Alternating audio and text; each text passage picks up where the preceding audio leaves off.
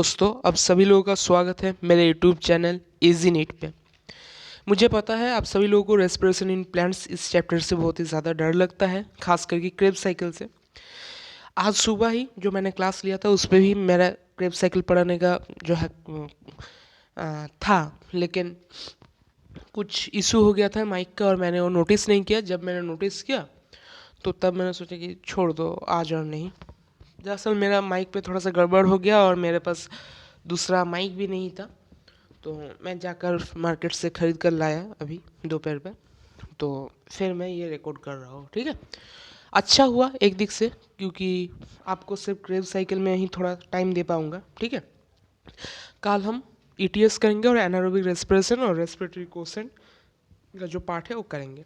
Anaerobic respiration मैंने तो पढ़ा ही दिया, 2 बार आज मैंने सुबह क्लास में बता दिया था।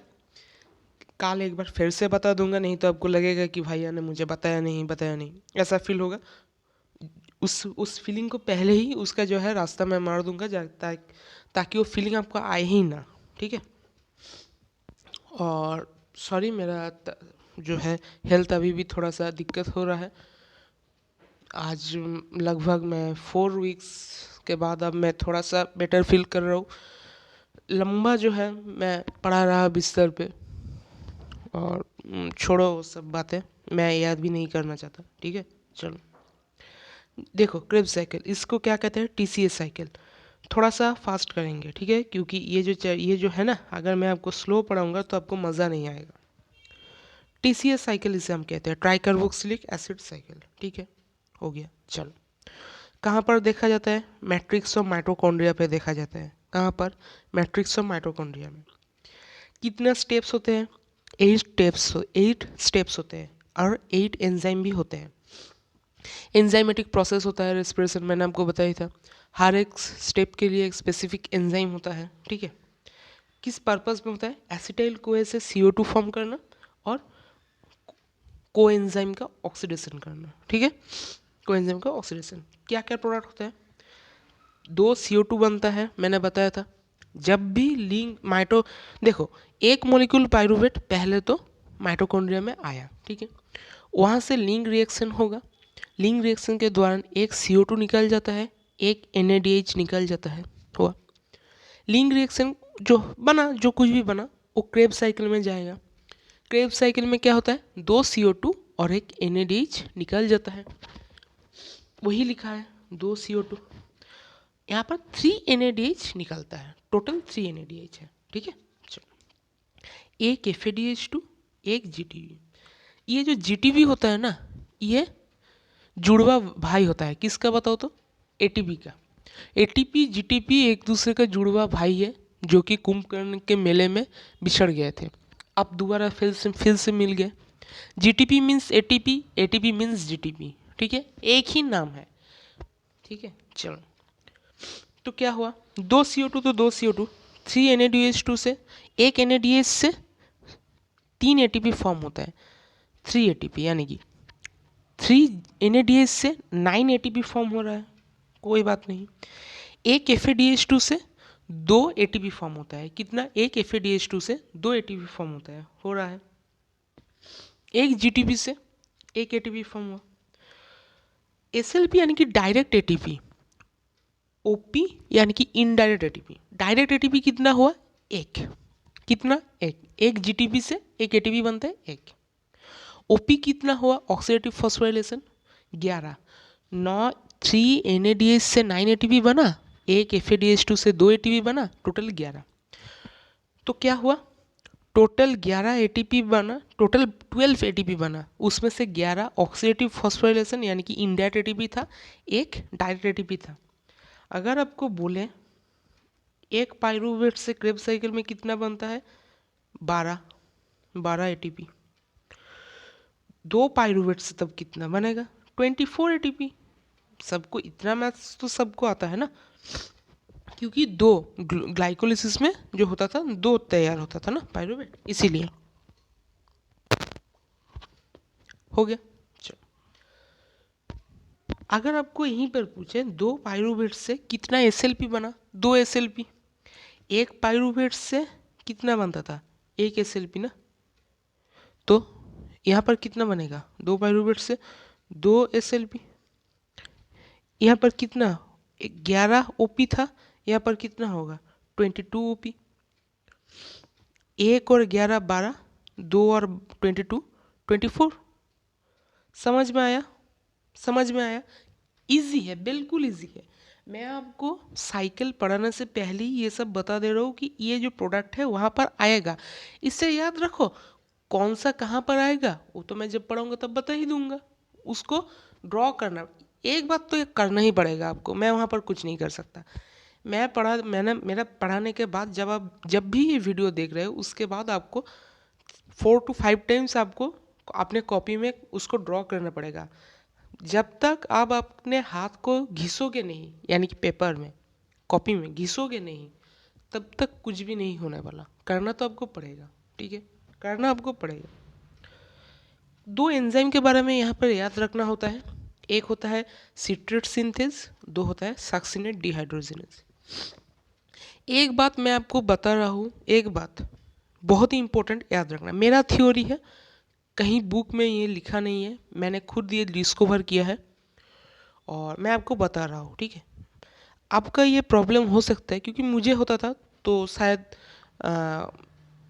हो सकता है और भी किसी को हो रहा है, ठीक है, ये प्रॉब्लम। लिंक रिएक्शन है, वहाँ पर भी एंजाइम है। यहाँ पर जो है ये जो सक्सिनेट से फ्यूमेट, यहाँ पर भी एंजाइम है।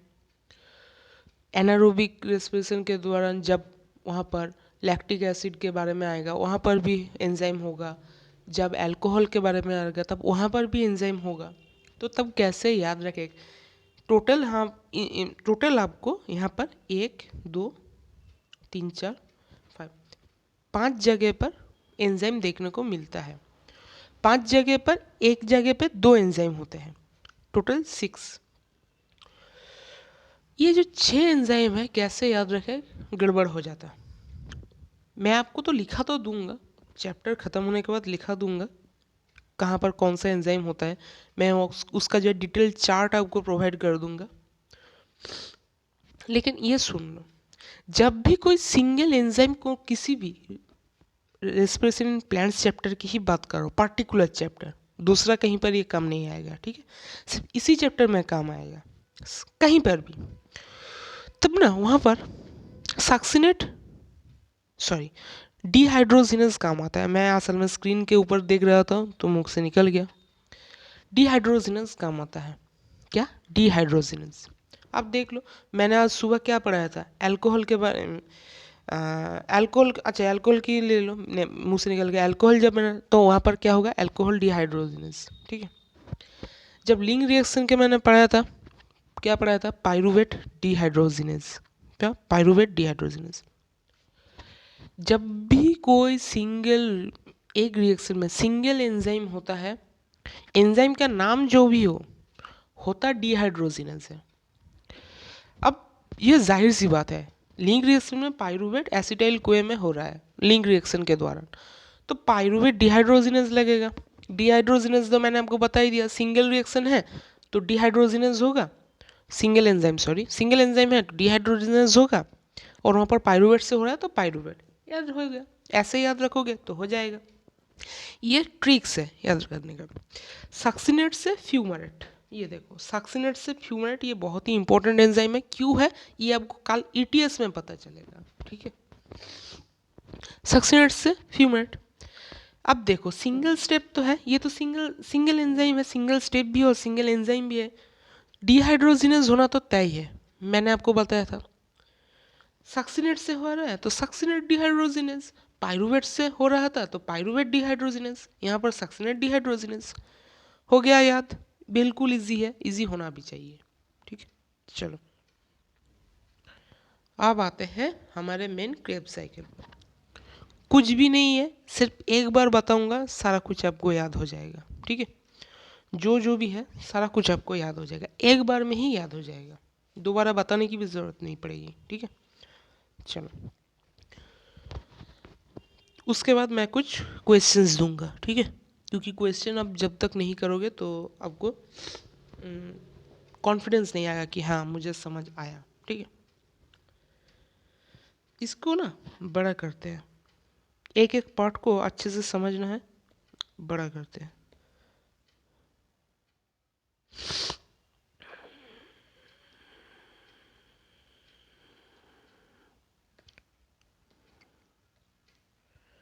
क्या प्रॉब्लम है भाई?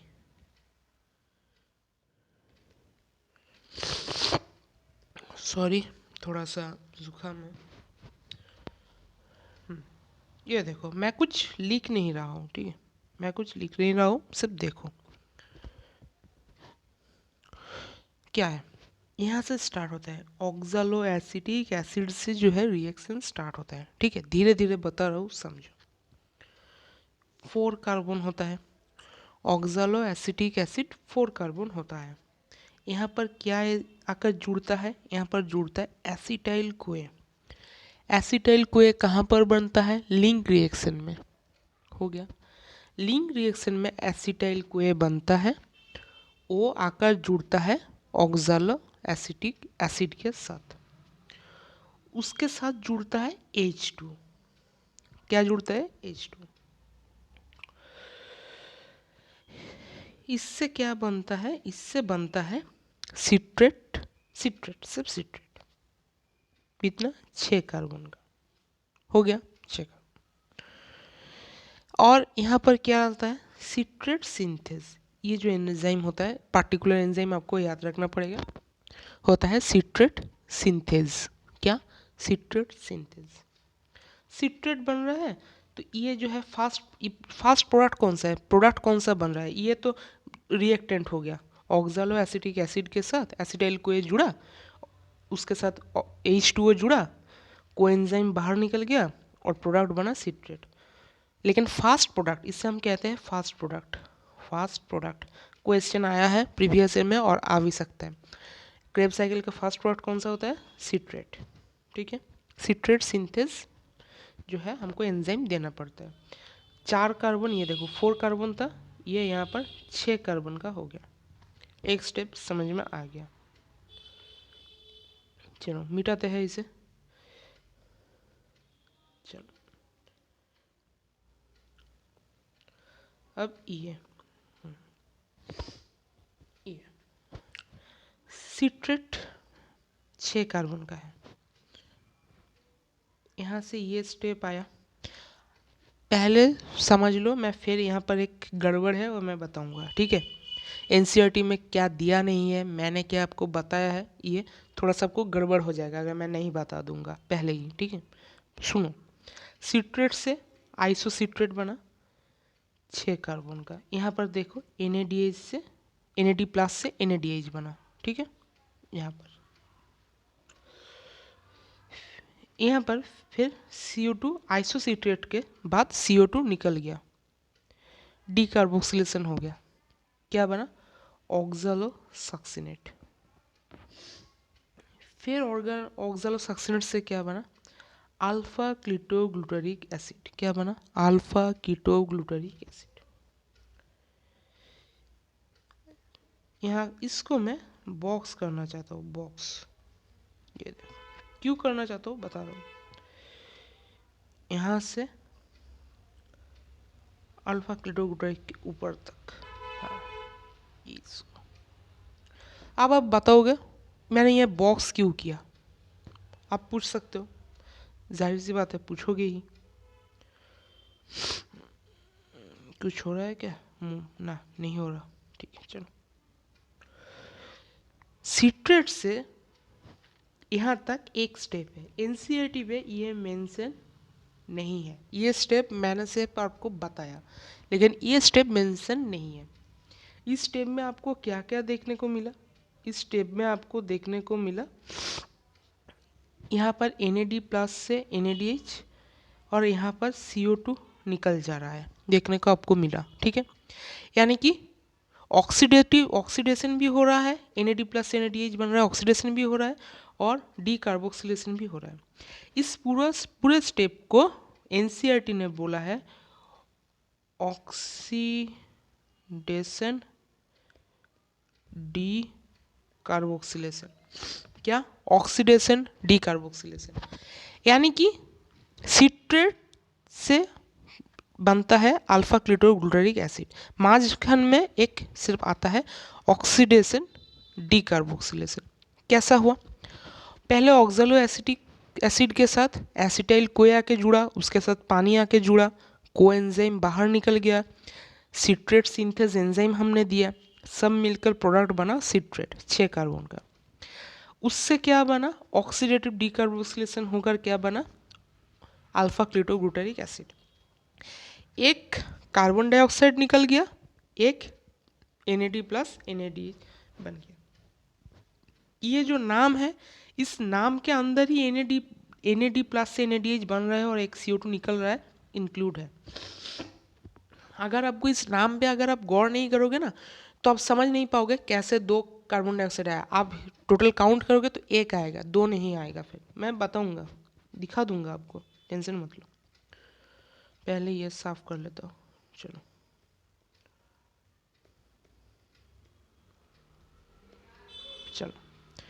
इसको उठाते हैं। अल्फा क्लिटोग्लूटारिक एसिड होके अल्फा क्लिटोग्लूटारिक एसिड से फिर एक CO2 निकल गया, एक NAD से एक NADH बन गया, NAD प्लस से NADH बन गया। क्या बना? बना सक्सिनाइल कोए। क्या बना? सक्सिनाइल कोए। समझ गए? सक्सिनाइल कोए बना। सक्सिनाइल कोए से फिर बना सक्सिनेट। सक्सिनाइल कोए से बना सक्सिनेट। यहाँ पर क्या होता है? कोए निकल जाता है और GDP से GTP फॉर्म होता है, यानी कि डायरेक्ट ATP जिसे हम कहते हैं GTP। डायरेक्ट ATP यहाँ पर फॉर्म होता है। ठीक है, सक्सिनेट। समझ में आया? हो गया? समझ में आ गया। चलो ये देखो, फिर सक्सिनेट से फ्यूमेट बनता है और इसमें काम आता है सक्सिनेट डिहाइड्रोजिनेज। FAD से FADH2 बनता है, यानी कि 2 ATP, यानी कि क्या? इनडायरेक्ट ATP जिसे हम कहते हैं। ठीक है, 2 ATP। तो 2021 में आया था स्टेटमेंट बेस्ड क्वेश्चन में, बोल दिया था कि एक NADH से 2 ATP होता है, एक FADH2 से 3 ATP होता है। गलत, ऑपोजिट बोल दिया, गलत हो गया। स्टेटमेंट बेस्ड पे आया था ये क्वेश्चन। आपको अगर डाउट है तो देख भी लेना। ठीक है, फ्यू मिनट्स से क्या बनता है? फ्यू मिनट्स से बनता है मैलेट। ठीक है, चलो। और मैलेट से फिर क्या बनता है? फिर बनता है NAD प्लस से NADH। ठीक है, चलो। ये तो हुआ हमारा जो था ये। लेकिन अब काउंट करो, यहाँ से शुरू करो ऑक्सैलो एसिटिक से। क्या क्या बना? ये देखो, ये तो मैंने कहा था यहाँ से अल्फा क्लिटोग्लूटारिक एसिड के ऊपर तक आपको ऑक्सीडेटिव डीकार्बोक्सिलेशन ढूंढना। लेकिन वहाँ पर क्या हुआ? एक NADH से NADH बना, NAD प्लस से NADH बना और एक CO2 निकल गया, यानी कि एक NADH बना, एक CO2 बना। ठीक है, अल्फा क्लिटोग्लूटारिक के दौरान एक CO2 निकल गया, यानी कि एक NADH 2 CO2 हुआ, एक GTP हो गया फॉर्म। उसके बाद एक FADH2 फॉर्म हो गया, उसके बाद एक यहाँ पर और आ गया, और रुको, एक यहाँ पर ये फिर से देख लो। यहाँ से बना कुछ भी नहीं, यहाँ से एक NADH बना, एक CO2 बना, निकल गया, यानी कि यहाँ से। उसके बाद यहाँ पर एक CO2 और निकल गया, एक NADH बना, यानी कि 2 NADH 2 CO2, एक GTP, एक FADH2 और एक NADH, यानी कि 3 NADH। अगर आप उस स्टेप को नहीं लेते ना, तो फिर आपको जो होता है एक CO2 आता, 2 NADH आता, 3 NADH 2 CO2 नहीं आता, क्योंकि आपको पता ही नहीं चलता। NCERT पे वो दिया नहीं है, सिर्फ वो नाम लिख दिया है उन्होंने। ठीक है, यहीं पर आपको गड़बड़ हो जाएगा, इसलिए मैंने इसको लिखा है। ठीक है, चलो। यहाँ पर मैंने फाइनल प्रोडक्ट मैंने लिख दिया था ना, फाइनल प्रोडक्ट। और ये तो यहाँ पर तो लिखा है ना, ये देखो, ये क्या है, यहाँ पर लिखा है। ठीक है, फाइनल प्रोडक्ट 2 CO2 होता है, 3 NADH, एक FADH2, एक एक क्या, एक जीटीपी, एक जीटीपी। टोटल 12 होते हैं, 11 एसएलपी, एक टीपी, यानी कि sorry sorry very sorry, 11 OP oxidative phosphorylation, एक जीटीपी यानी कि एटीपी यानी कि एसएलपी सबस्ट्रेट लेवल फॉस्फोराइलेशन, एक डायरेक्ट एटीपी फॉर्म होता है, 11 इनडायरेक्ट, टोटल 12 एटीपी फॉर्म होता है एक मॉलिक्यूल पायरुविक एसिड से। दो मॉलिक्यूल पायरुविक एसिड से 24 एटीपी फॉर्म होता है। ठीक है, चलो एटीपी बैलेंस शीट करवा देता हूँ, इसके बाद और कुछ है नहीं, और कुछ नहीं, एटीपी बैलेंस शीट करवा देता हूँ। ठीक है, थोड़ा कल का जो है टेंशन कम होगा। पहले ग्लाइकोलिसिस, ग्लाइकोलिसिस में ऑक्सीडेटिव फोटोफॉस्फोराइलेशन हुआ था। ऑक्सीडेटिव फोटोफॉस्फोराइलेशन में क्या था, एक मॉलिक्यूल NADH कहाँ से कहाँ पर हुआ था, याद करो याद करो, वो हुआ था जब आप PgAl से बना रहे थे 1,3 BPGA, PgAl से जब 1,3 BPGA बना रहे थे, 6 स्टेप जो था, 6 स्टेप में एक NADH बना था, लेकिन मैंने कहा था सबको 2 से मल्टीप्लाई करना। यहाँ पर जब चलेंगे सब 2-2 लेकर चलेंगे। ठीक है, 2 पायरुवेट लेकर चलेंगे, 2 पायरुवेट से बना, ऐसा लेकर चलेंगे। ठीक है, रिजल्ट याद कर लो, ये कुछ याद करने की ज़रूरत नहीं है, ये सिर्फ मैंने आपको दिखाने के लिए ये लिखा है कि 38 ATP कैसे आया। ठीक है, याद करने की ज़रूरत नहीं है, मैंने जितना कहा है सिर्फ उतना याद कर लो। मैं ये गारंटी देता हूँ नीट में जितना क्वेश्चन आएगा सब हो जाएगा। ठीक है, SLP 2 कैसे, एक 2 ATP पहले होता था, 7th स्टेप में 2 ATP तैयार होता था, 2 ATP तैयार होता था, प्रोड्यूस होता था, यानी कि 10th स्टेप में। लेकिन हम सब समय हमेशा नेट लेते हैं, नेट ATP 2 हमने इन्वेस्ट किया था, 4 हमने गेन किया, यानी कि हमारा प्रॉफिट हुआ 2 का 2, टोटल हुआ 8 क्यों, 2 NADH से 6 ATP मिलते हैं, 1 से 3, 2 से 6, 6 और 2 8। लिंक रिएक्शन में हमने इनडायरेक्ट पाया था 2 NADH, SLP नहीं था, सिर्फ ATP।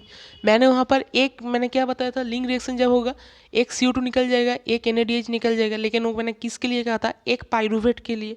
यहाँ पर तो हम सब 2 पायरुवेट के बेस पे लेकर चल रहे हैं, क्योंकि ये हमको टोटल बनाना है ना, 2 पायरुवेट लेंगे, तो इसीलिए 2 NADH। एक मैंने एक मॉलिक्यूल के लिए एक मॉलिक्यूल पायरुवेट के लिए एक NADH निकलता था, 2 मॉलिक्यूल पायरुवेट के लिए 2 NADH निकलेगा, यानी ये टोटल 6।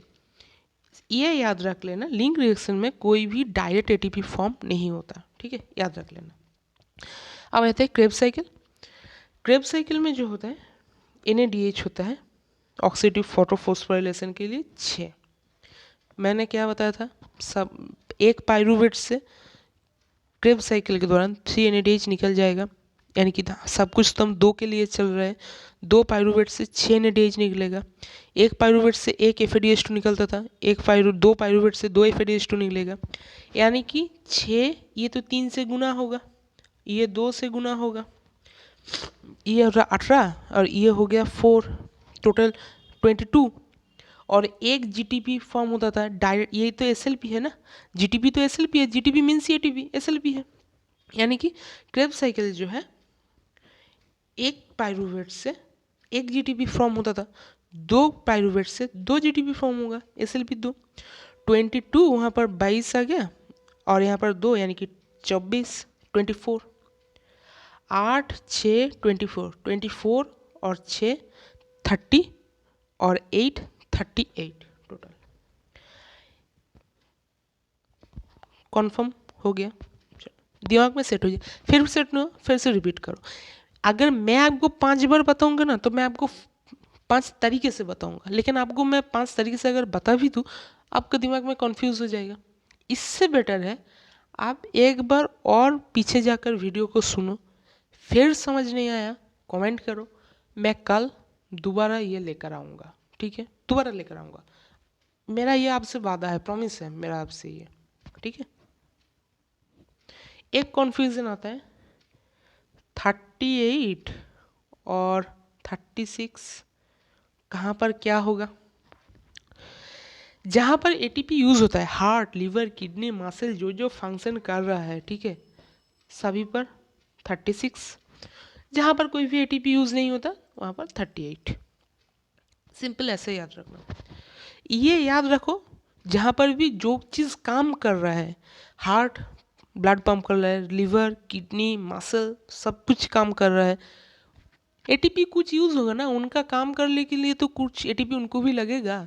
2 एटीपी लग गया 36, वहाँ पर 36 होगा। जो कुछ काम नहीं कर रहा है, यानी कि जहाँ पर एटीपी कुछ यूज़ नहीं हो रहा वहाँ पर 38 होगा। ठीक है, चलो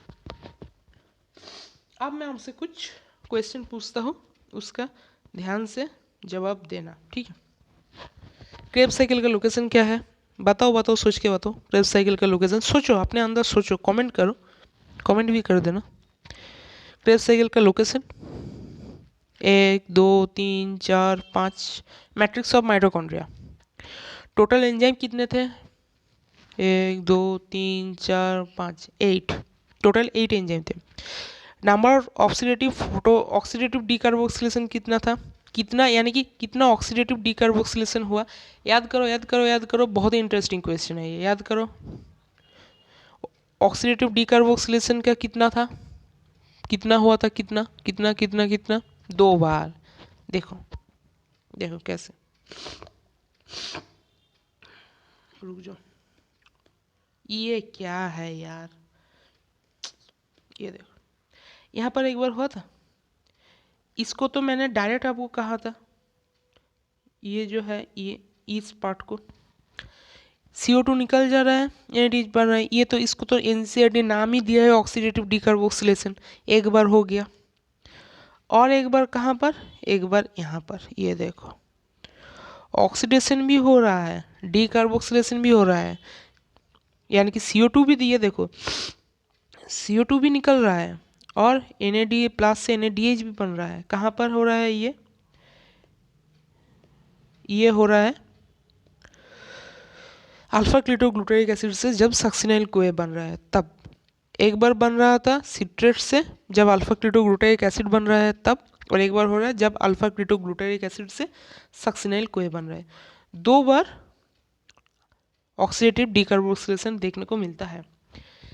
कितना NADH और कितना FADH2 होता है एक पाइरूवेट से? बताओ बताओ बताओ, एक पाइरूवेट से कितना NADH और FADH2 फॉर्म होता है? 3 NADH, 1 FADH2।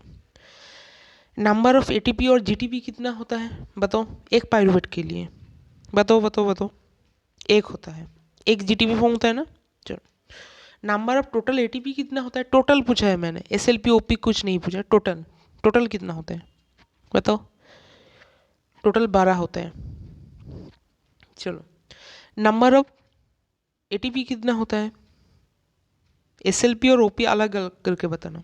SLP कितना होता है यानी कि डायरेक्ट ATP, और OP यानी कि इनडायरेक्ट ATP कितना होता है बताओ? टोटल तो 12 होते हैं, लेकिन कौन सा कितना होता है?